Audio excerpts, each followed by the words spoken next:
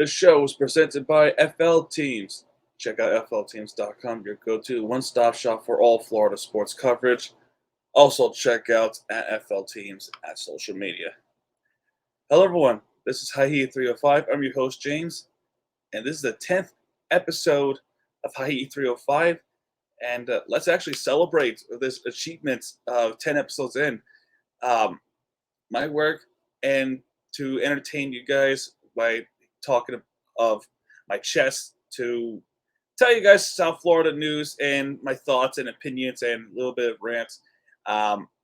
If you have been watching throughout, I thank you all for tuning in wherever and however you're watching through FL Teams social media, Spotify, and Tunes podcast. So thank you all for tuning to watch me and to listen to me and to join the conversation.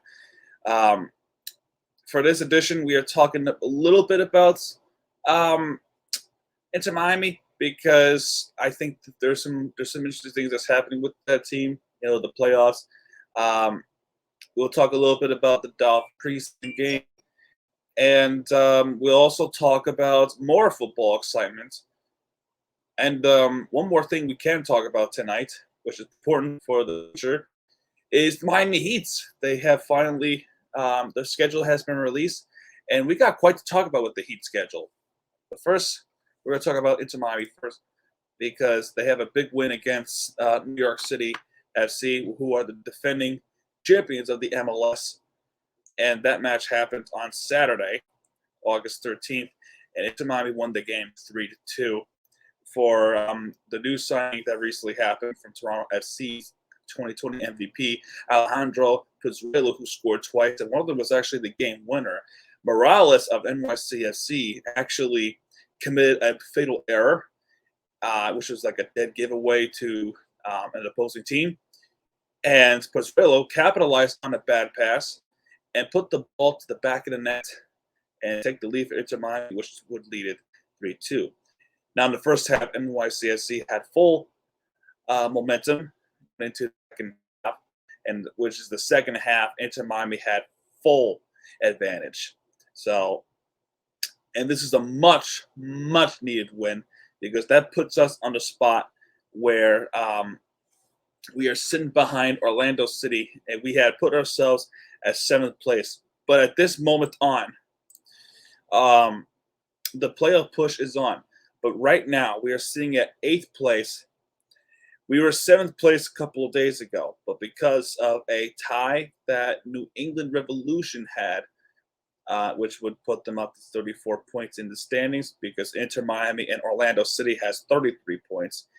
The only reason that Orlando City is ahead of us is because they have a 1-point goal differential than Inter Miami, which is -8. We have -9, but we have almost the same exact record, same exact points.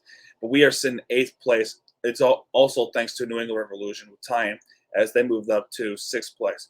So we are in the playoff push, officially playoff push, because the next match, we have Toronto FC tomorrow night, who are on a resurgence, and Orlando City is playing against Charlotte, which is a pretty good game to watch, because Charlotte FC is actually behind Inter Miami with a couple of standings, which sets at 32 points. So we would like a draw in the Charlotte versus Orlando game. And more importantly, we need to win this one against Toronto at home, because afterwards we have to go up to Red Bull Arena to play against the Red Bulls. And Inter Miami in this season alone has not been pretty good on the road. They only won 2 games on the road this season, which is in Seattle, Washington, who are really arguably one of the best teams in the planet in the United States in soccer. But then we went to San Jose to play them on the road, and we beat them to earn ourselves 3 points.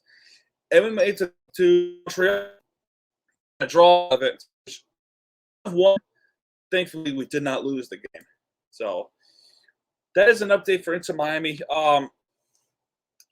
And really, the playoff push is on, because after that, we got the Red Bulls, while Orlando City has NYCFC in that same weekend. We got Columbus next. By the way, this tomorrow night will be the last home game of of the season on Saturday, because the rest of the schedule will be on a weekday or Friday or Sunday at least. And I'm going to go to one of those games when I come down to Miami in a few weeks. So it's going to be really fun to watch. And speaking of games to really fun to watch, how about them Dolphins? So, preseason week 1 versus Tampa Bay Buccaneers. It's a pretty fun game to watch. It was a really, really fun game to watch. Only one quarterback for the Miami Dolphins played for us. And I will say we didn't play Tua. We did not play Teddy Bridgewater at all. We played Skylar Thompson, number 19. He threw himself 218 yards with 20 catches, 28 attempted, with one touchdown pass, which was to Bowden Jr., who had 3 receptions with 55 yards, and one of them was a touchdown. So, final score of that game was 26-24. There was a moment where Mike McDaniel was ready to tackle one of the Buccaneers players, which is pretty funny. But Jason Sanders still spot on with the field goals. And one of the other touchdowns happened was a fumble recovery for Igualvin to have a 32-yard fumble return, and it was nice recovery. Even without Brian Flores, this defense is still very, very good. And last week's conversation with Jeremiah, hey, maybe the defensive coordinator is more of a mastermind than Brian Flores. Who knows? We have to see in the regular season. It's the regular season that really counts. And not to many as right now, but looking really good. Tua getting picked off a bunch of times in the practice. Well, not a bunch of times, but the defense is actually on point with Tua to pick off Tua. But looking good for the defense. Speaking of accuracy, he can still throw the ball as spot on as he can to Tagovailoa.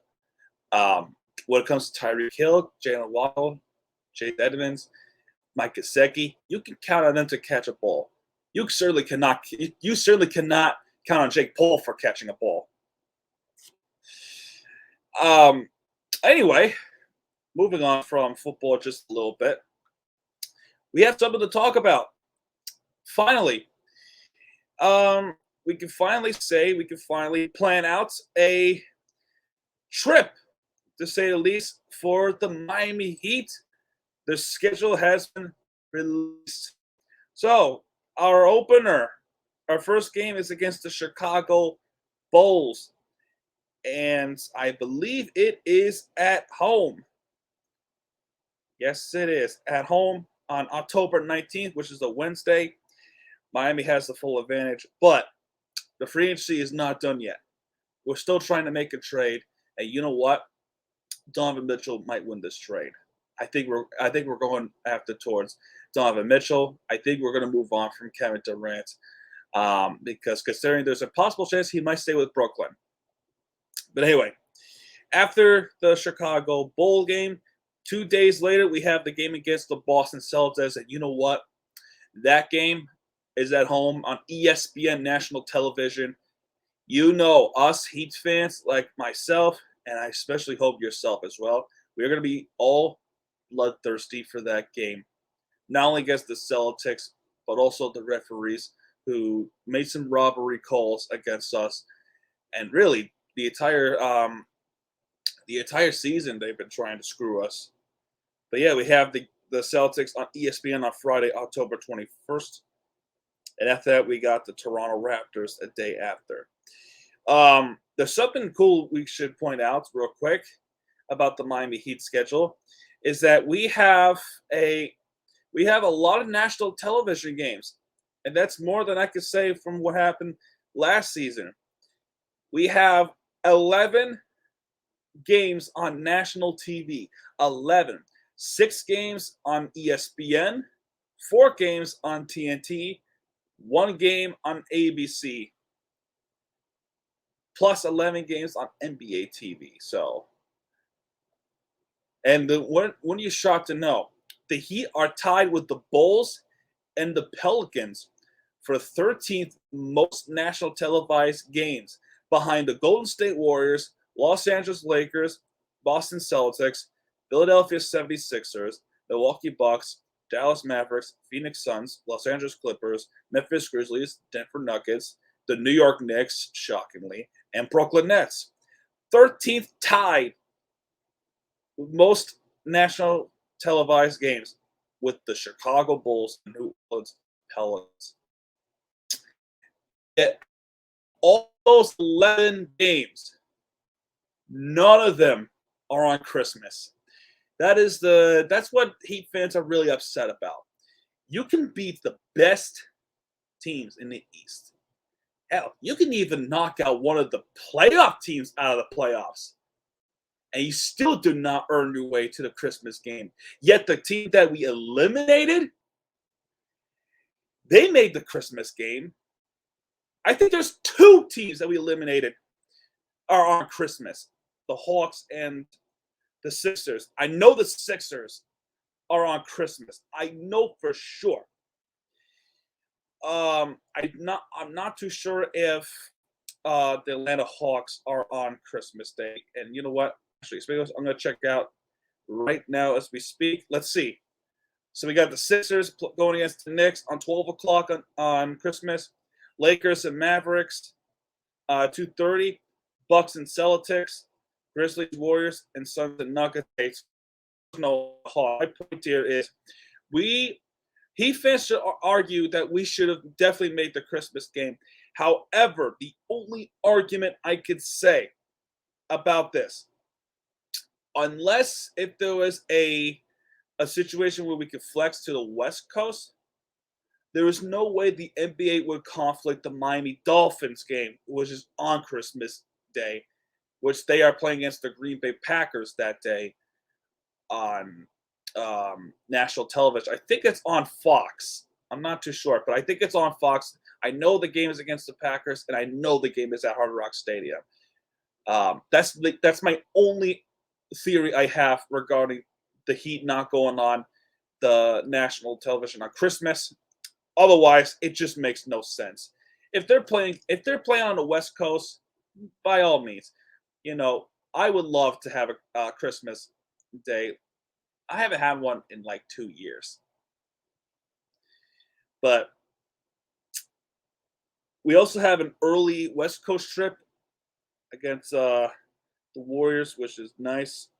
Get that over with. But another thing we should talk about with the Heat schedule is this. This is credit to Ira Winderman.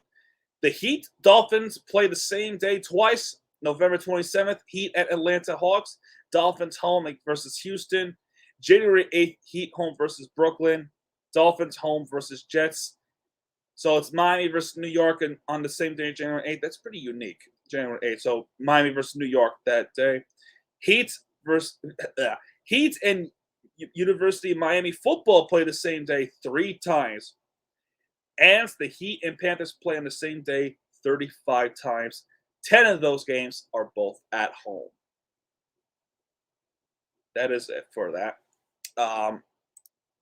The Hurricanes also made another commitment regarding the UM. But it's getting closer. I don't know about you guys, but I'm really excited for football. We got the Dolphins looking really sharp in the preseason. We got the Hurricanes looking bright as ever. We are just so excited for football. Even other sports too. I could say, I'm not just going to say South Florida sports, the whole state of Florida. Miami Hurricanes. And I'm going to go back to the FL teams college football preseason rankings. Number 1 is the Miami Hurricanes. Number 2 is the Florida Gators. Number 3, Florida State Seminoles. Number 4, Central Florida Knights. 5 is South Florida Bulls. Number 6 is Florida Atlantic Owls. And 7 is Florida International Panthers. I tell you this preseason poll because there will be a couple of Florida matchups. One of them in particular I want to bring your attention to is the Florida Atlantic Owls versus the Central Florida Knights. They are playing in Boca Raton the weekend of September 17th. I tell you this because there's been a poll, a little bit of discussion of, which team is which, because number 6 is the FAU Owls. UCF is ranked 4. If there's any big game to watch regarding the South Florida, Florida versus Florida sports, FAU versus USF, FAU versus UCF. So that's the game to keep in mind. FAU has a lot to prove. If they can beat someone like UCF, University of Central Florida Knights, they could go up on the Florida ranking. I'm only saying this because there could be a chance FAU could beat UCF, but that's unlikely. It's a little bit of doubtful, but it's a fun match to watch. And everything else, FIU, yeah, I don't know about FIU. The thing is with FIU, they're kind of inconsistent. I think the one good year they really had was like back in 2019 when they actually beat the Hurricanes, which is like, that coach who shall not be named deserved to go after that game. But everything else, I'm really excited for it. I'm really excited for football. I have not been this pumped about football in a few months.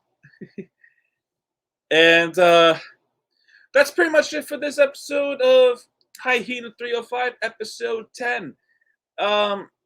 Really not much news regarding the Florida Panthers other than preseason is almost here, about a month or so. Marlins, of course. Funny with the Marlins, they actually won a series against San Diego Padres. And right now, as we speak, they are playing against the Los Angeles Dodgers all the way out on the West Coast. 0-0 tie. Last week and last couple of weeks, we have such winnable games that we still couldn't capitalize. The frustration with the Marlins about the inconsistencies that they can win games. If they can beat the Padres, hell, if they even not swept, but if they can win the series against the Dodgers, my question to the Marlins is, where was this when they played against the Reds? Where was this when they played against the Pirates? To get credit where credit is due with the Pirates, they have won the series, but that should have been a sweepable series. It should have been a sweepable series. Where was this when they played against the Diamondbacks? Where was this when they played against the Rockies?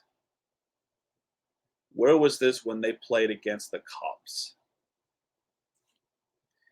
We'll never know because the inconsistency with the Miami Marlins is so unreal. It's unrealistically bad.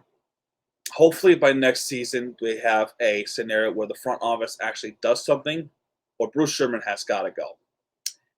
No, I don't think Jake Paul made things any better for the Miami Marlins. I don't care if he had some batting swings, who, by the way, he misses a lot of those. I think he should not play for the Marlins. I think he should go back to ruin someone else's life with a dance video. But anyway, that's going to do it for Hawaii 305, episode 10. Episode 11 is in a couple of days, and episode 12 will be a big one. Tune in for that. And yeah, folks, Miami TVG, that's my name. FL teams, we have your back. And when we do, we'll be right there with you for the entertainment you deserve. Good night, everybody. Have a good night and have a good weekend.